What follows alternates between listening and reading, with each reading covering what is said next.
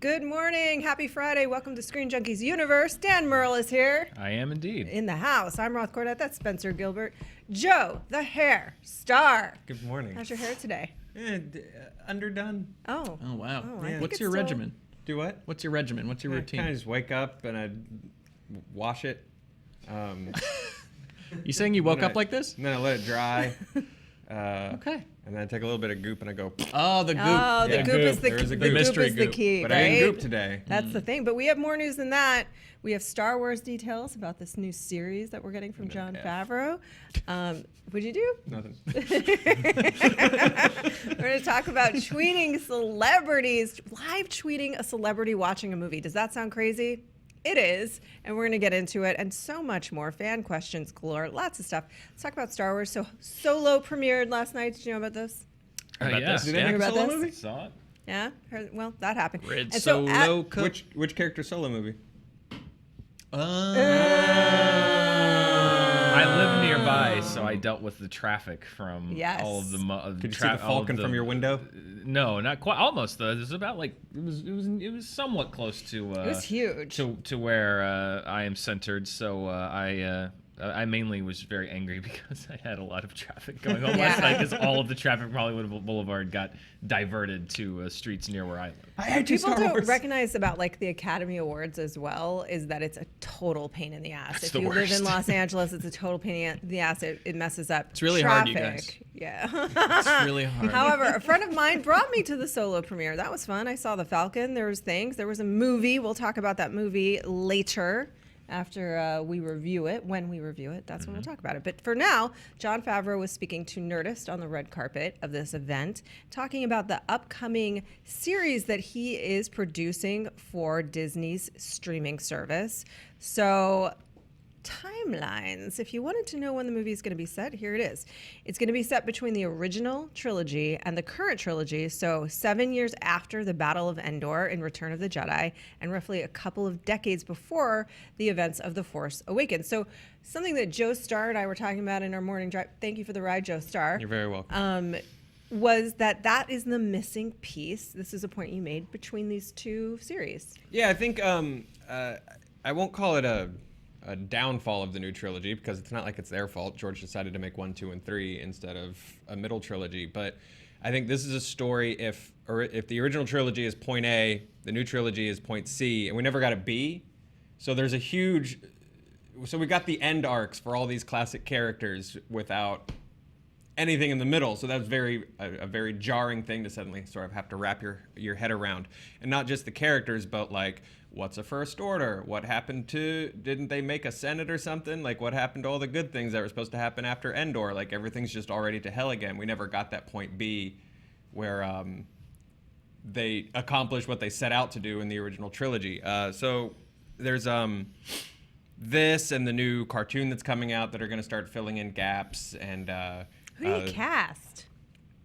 for this, well, Yeah. I mean, I guess it depends on, I hope to God Jungle Book tech doesn't mean that they Jungle Book a Carrie Fisher in there and make it about Leia. But Right. So he also said that he was going to be using the motion capture tech that he did in the Jungle Book and in the upcoming The Lion King. So to your point, right, their performance capture certainly is an option, but with Carrie Fisher's passing, that's a very delicate situation. I imagine that would be used for aliens. Yeah, I hope so. Yeah. One, I hope one so, would right? hope that they'd cast humans for the human parts. And then just cast a different Leia and a different Han, which gets a little complicated because we have a different Han in this movie, right? Or do we just not see them? Is that not what we're seeing in these 7 years? Who's the middle Han? Who's the middle Han? I think you don't see him. You think you don't see him? No, you don't see Yeah. him. Nor should you. Yeah, I think I would there's- say. Nor should you. Yeah, You there's a shouldn't. big enough galaxy here where I think you can do some place setting for the new trilogy without necessarily seeing them. So maybe we don't get their point B, but we get sort of the galaxy's Point sort B. of point B before the First Order shows up. And much like the most necessary show to ever be on television, Gotham, you can have little hints of side characters here and Yes. there that just tease you. On a scale of necessary, how do you feel about this series, Spencer? I actually feel pretty good. Joe made a good point. This is Act 2 between these two trilogies. And there was, when I saw Force Awakens, a lot of like, wait, what? How did we get here? Weren't we just partying in the trees? So I imagine that there's a good story to tell, even though, yes, we know where everything ends up. But if there are new characters, we don't know what part they played in all of this and what perspective they might bring to it. Dan? I got in trouble yesterday for saying we'd already seen the most important parts of a series of stories, so I'm going to step away from that. You really discounted landmine. Morgoth in the War of Wrath I'm going to step Dan. away from that landmine and just say that I think Jon Favreau is very talented, and I've loved just about everything that he's done, particularly recently and even before his current crop of work. And that he's a great talent, and I hope it's a great show. Yeah, I mean, I assume he got this gig based on Chef, right? Yes. I think Yeah, we're all- if his pitch is he's doing like it's Chef, but it's Gourmanda from the Christmas special with 4 arms, just cooking her way across the galaxy. I'm sold. Yes. I'm double sold. I want to go to that food truck. 100%. that space like a bad food Julia truck. Child alien impression. I would also watch a Star Wars diners, drive-ins, and dines where like a space guy Fieri goes and visits Dexter Jetster. Well, I was gonna say Yeah. you could get Dexter Yeah. Jetster to be like. "Bleh." Yeah. But here's so if you Knowledge have, and if you have a space food truck, what's the space Twitter to let you know where to go get that taco? Oh, that's on the Holonet.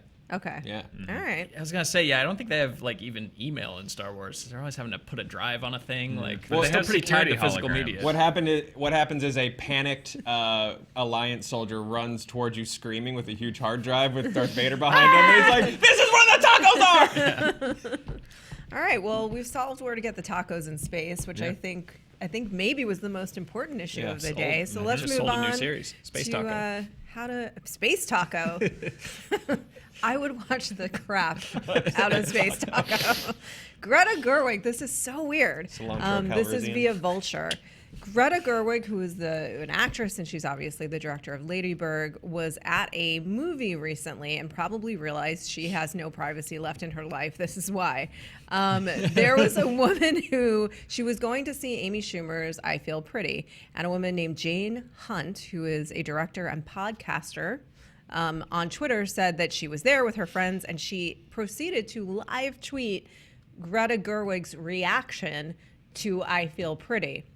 She said it was a very empty theater, so she wasn't disturbing anybody to have her phone on. And That's what it's about. apparently Greta Gerwig talks back to the screen a whole bunch, which is like really funny, and that actually Greta Gerwig was the one that was disturbing everyone in the theater and it wasn't her tweeting. But here's some samples of the tweeting. Ooh, do you have confirmation this is actually true, though? I mean, how could we? If Greta came out and was like, "Oh yeah, that was me. I'm super loud." We're gonna have to ask Jay. I just think it's hilarious that these crazy one of a kind airplane interactions and theater interactions happen to podcast producers and directors and writers and people that. don't It's a know. dark theater. It could have been someone who looked like Greta Gerwig. It could have been. I mean, at the same time in LA, I feel like you see like Was this in David LA or New Tennant York? was at my restaurant the other night. You see people. Greta hasn't denied the validity of these live tweet claims, but I'll let you know when Woodward and Bernstein weigh in with a final result on this one. Here's what she said. Here's the series of tweets. I'm in a movie theater about to see I Feel Pretty Alone, which, Jane, maybe we need to have a conversation about that, but that's a different thing. There's nothing wrong with going to see a movie alone, but it's the preceding events. And Greta Gerwig just walked in and sat. I go see movies alone all the time. And Greta Gerwig just walked in and sat down in front of me. Her friends keep coming to join her, and I'm terrified that Saoirse is on her way. Saoirse, I would love to be friends with her. Why be terrified? She's drinking the biggest movie theater soda I've ever seen. shame in that. I always thought no one ever ordered extra large, but Greta Gerwig does. All caps, I'm Gotta currently hydrate. watching Greta Gerwig see the book club trailer for the first time, and she has no idea what's going on. No one's sitting behind me, so I might live tweet this experience. Apparently, she decided, let's go. Full gas from Greta when Emily, I'm not going to pronounce this name correctly. She misspelled it, I think. She misspelled it. So I don't know Emily how to pronounce the Ratajkowski real name. There's a K appeared. in there somewhere. She's a fan. There was just a bit where a baby saw Amy Schumer and started crying, and Greta loved it. She was the only person here who laughed. Greta Gerwig says at the end of the opening credits, I'm not sure why. I'm not 100% sure why, but Greta Gerwig is cackling at Amy Schumer falling on the SoulCycle bike. She's still laughing, and it happened a full minute ago. She just loudly pointed out a plot hole and someone shushed her. Every time a song plays in this movie, she dances along in her seat, which is very relatable. Celebrities, they're just as lame as we are. There's a weird, vaguely homophobic recurring thing about Amy Schumer's love interest being kind of effeminate and Greta is not having it. The only true ally. I hate this. Full volume during the love scene. Honestly, Greta, same. Someone just fully left because of how loud she and her friends are being. Cackling. Yeah. She's checking her phone. Greta, if you see this, don't stop the commentary. I love it. Amy Schumer entered into disguise and Greta loudly went, "Oh my God," and scoffed. This is the DV commentary this movie deserves. Full volume at the quietest moment of the climax in the movie. This movie is incomprehensible. Amy Schumer. Quote, Amy Schumer's beginning her speech when little girls, ... Greta, here we go. The movie ended and she said, 80 Bryant was wasted in here. Hard agree. The end. Honestly, knowing Academy Award nominee Greta Gerwig is a loud movie talker is validating every time someone has hushed me in a movie. Okay, I have to say, I've seen I Feel Pretty and I feel like that's a pretty harsh critique, Greta, but fair. You are welcome to your opinion. Spencer, I just want your thoughts. It's very Sacramento of you, Greta. Very Sacramento. Look, I imagine this sounded like a sparsely populated theater for a largely uninteresting movie.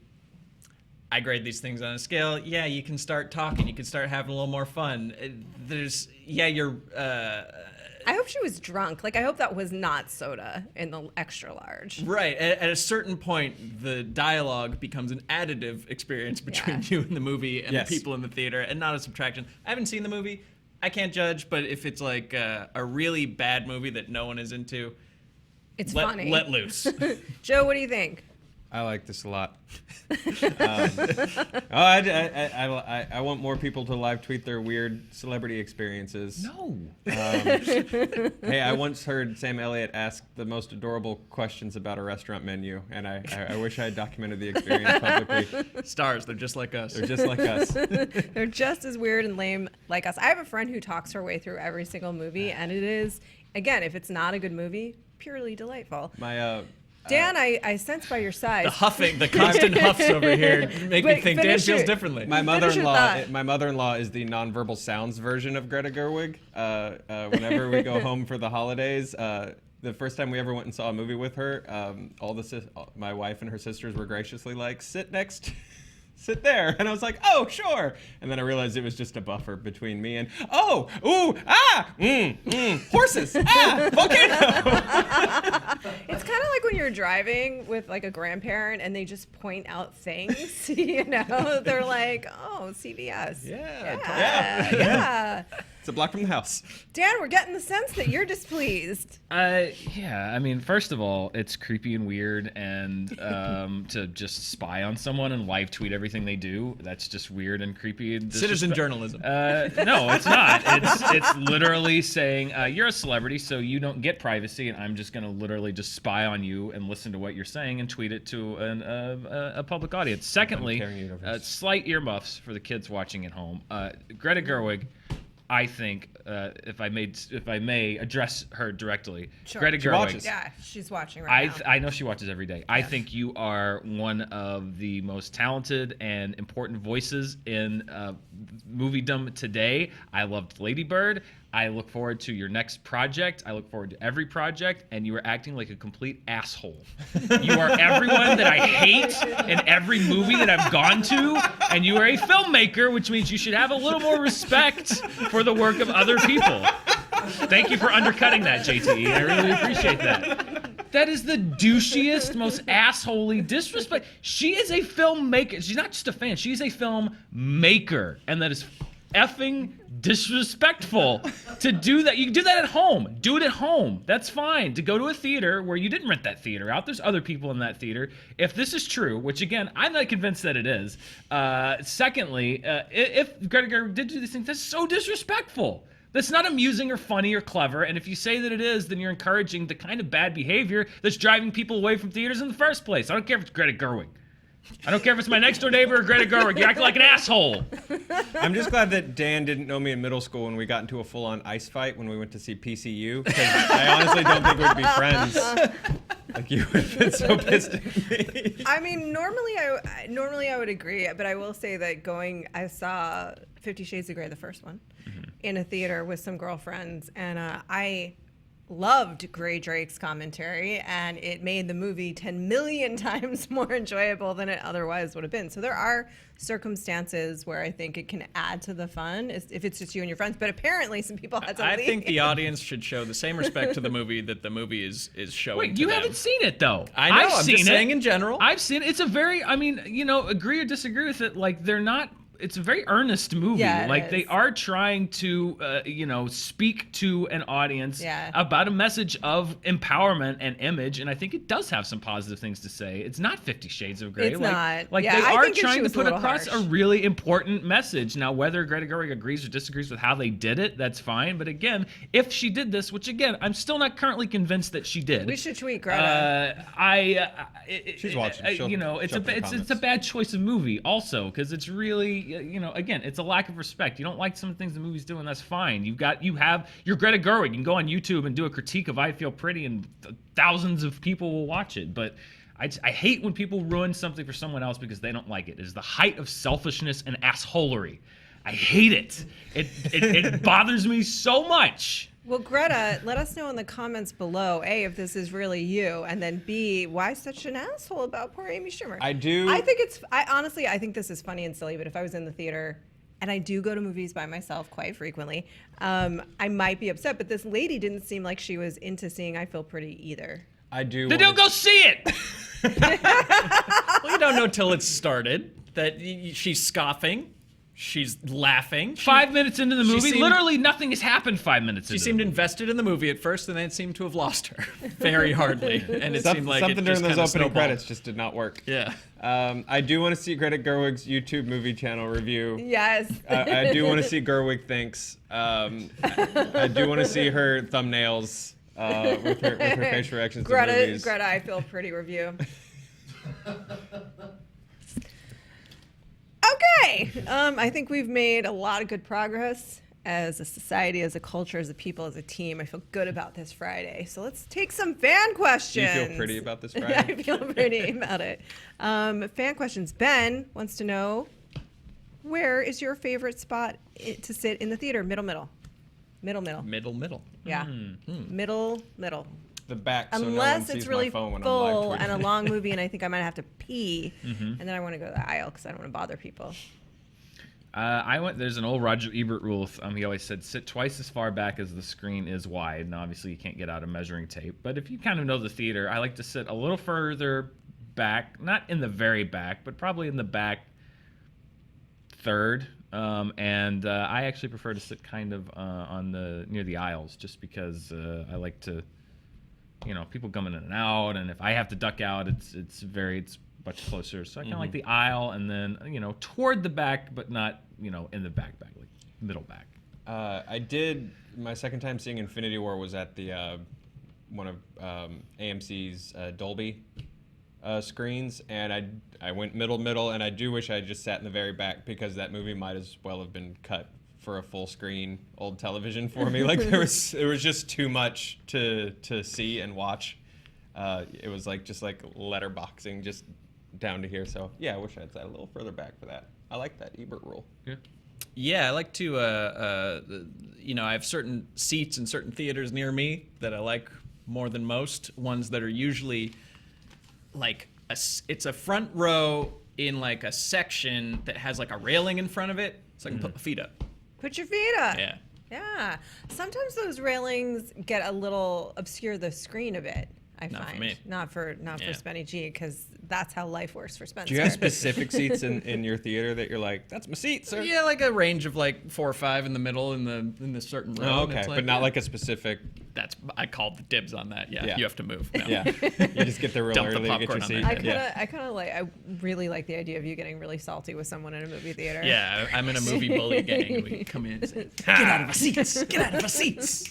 John wants to know the most egregious instance of product placement you've ever seen in a film. Oh, it's Easy. The Pill. The pill from Oh, yeah, Age of from Extinction. Transformers, yeah. Yeah. The pill is a speaker, not Stanley the pill. Tucci is showing how transformium, I believe, can Yeah. turn into different things. I've And then he never goes, seen it. Every time I hear about this movie, it just keeps getting better. Yeah, and it's like a gun, a Hello Kitty, and then he or Is it whatever. Transformium, really? Yeah, it's called Transformers. Oh my god! And then it turns into the Beats by Dre Wi-Fi speaker, and he goes, "The pill." I don't think he says by Dre, but in my head He says goes, the pill. The pill. And just holds it in his hand.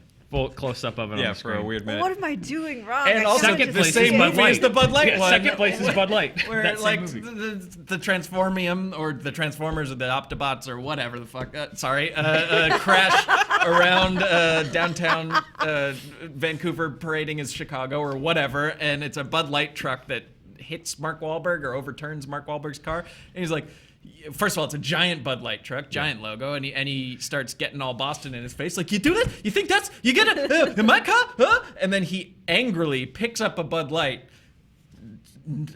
knocks off the top, and then chugs it in front of him, chugs a Bud Light in front of this guy as like a show of dominance. Yeah. And throws it down. And then throws it down. So- Wait, are the Optobots like Transformer Oompa Loompas? Like, what are Optobots? It all blends together. We and it just put doesn't more. matter. You just put more thought into it than Michael Bay. Oh my god, Transformium. I'm seeing it this weekend, everybody. There was a World War Z, the Pepsi machine at the end, of the triumphant "I just defeated the zombies" moment, where he's like dramatic walking. away. I like pretty that bad, because yeah. that's what funded all the reshoots to give us Act 3 of that movie. True. Yeah. True. We'll give you the money, but Brad Pitt has to drink a Pepsi on screen in front of a Pepsi machine. Okay. During the apocalypse. The most puzzling was Man of Steel for me, because it's like, was it Sears? I think it was a series. And It's like, IHOP. yeah, it's like Sears, IHOP, but then they get destroyed. So like that was honor. weird for me. It's like, hey, it's Sears, and then just Zod gets thrown through it. It was very strange to me. Did he get thrown? But the through his- sign, Zod the didn't, I'm sign sorry, one wasn't of his- destroyed, so you can still see the sign, which is really the important. It Also didn't become then- SARS. Also, and then at no point did Superman hit someone and say that's the softer side of Sears, which was disappointing to me. But I didn't get to write the movie. Oh, Power JG says Rangers. Power Rangers. But they worked yeah, that into the Dunkin' plot. Donuts. Oh, Duncan, yeah, no, that's pretty good. It clearly didn't work because it's Krispy Krispy Kreme. Krispy You're right, Krispy Kreme. Golda, go to Krispy Kreme. Yeah, That's They pretty made a much joke yeah. out of That's it. pretty much what they said. Yeah. That's right. Krispy Kreme. I got my alliterative donut chains mixed up. what are you doing? I want donuts now. I do too, but get out of here. specifically Krispy Kreme.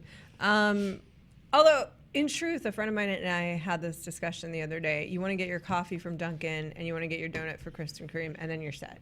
Okay, You don't want to get your coffee from Krispy Kreme. You don't want to get your donut from Dunkin'. Those are the rules, as I understand them. Reiko asks, what podcasts do you listen to that aren't movie related? I listen to all of the NPR things. I am that person, and you are free and encouraged to judge me about it. I listen to Wait, Don't Tell Me. I listen to the TED Radio Hour.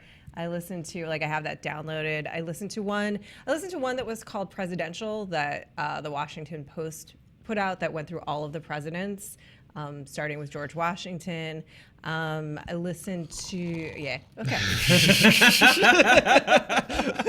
Don't Tell Me is hilarious. You would love it. No, you had me at Wait, Don't Tell Me, and then we could start getting into every president sequentially. No, it's really fascinating. It's super fascinating, honestly. Oh, you wouldn't believe Coolidge, man. Once you get Coolidge. Silent cow. I won't cross over there because I want to know what Paula Poundstone, regular on Wait, Don't Tell Me, thinks about Coolidge. Yeah. Wait, Don't Tell You Me's know great. what? It's a really fun show. Don't judge until you've given it. The TED Radio Hour is awesome. It is awesome and inspirational. Fine, wait, don't tell me. You go, Dan. I'm terrible about podcasts. I usually only listen to one at a time, but the one that I listen to currently and only is the West Wing Weekly with Rishi K. Sherway and Josh Molina. They episode by episode recap of the West Wing, which I love, one of my favorite shows, and I love that podcast. They just wrapped up season 4, which is the end of the Sorkin years, and I'm very interested to see how they approach season 5, which in particular in my view, was a drastic drop in quality, as you would expect from a show that lost its writer. Huh. So basically, sole voice creative, of the show. Yeah, the voice of the show, exactly. A lot of the other creative people stuck around, but yeah. So yeah, West Wing Weekly. I enjoy it. What's next? Spencer? Most of the podcasts I listen to are movie and pop culture related and writing related, if that counts. But I think my favorite other one would be the Bodega Boys, who have a show called Desus and Mero on Viceland, which is a nighttime. They're like Vice's late night talk show, but they started on a podcast, and they're like, you like it because you're from Brooklyn. Yeah. They're like two Brooklyn guys who talk very Brooklyn about current events, and it's very funny. Oh, I would love that. Yeah. Yes, I would totally love that.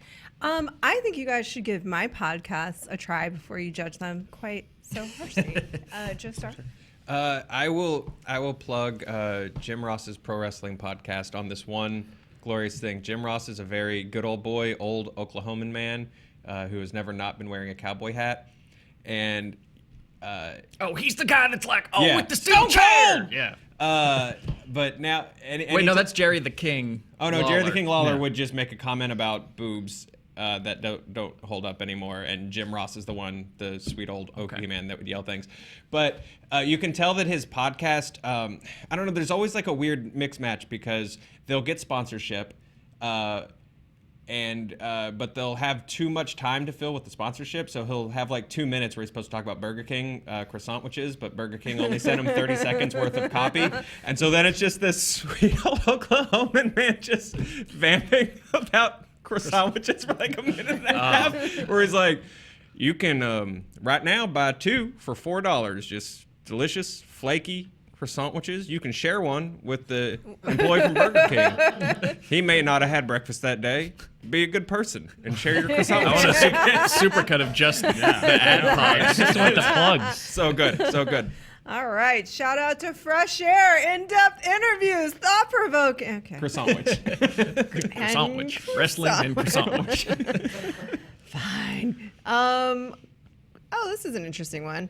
So Carlos asks, should actors have to apologize to fans for making terrible movies? For example, they know the movie is bad, but they still try and sell it and make us pay to watch it. No, they shouldn't have to apologize. They're making a living. Yeah, they're paying rent, man. They're paying rent. Yeah, they Doing generally. their job. I know in the past, perhaps I probably put the blame for bad movies at the feet of an actor, which is not fair because they're just the face of it. Yeah, I don't think actors should have to apologize. I think generally actors know when they're.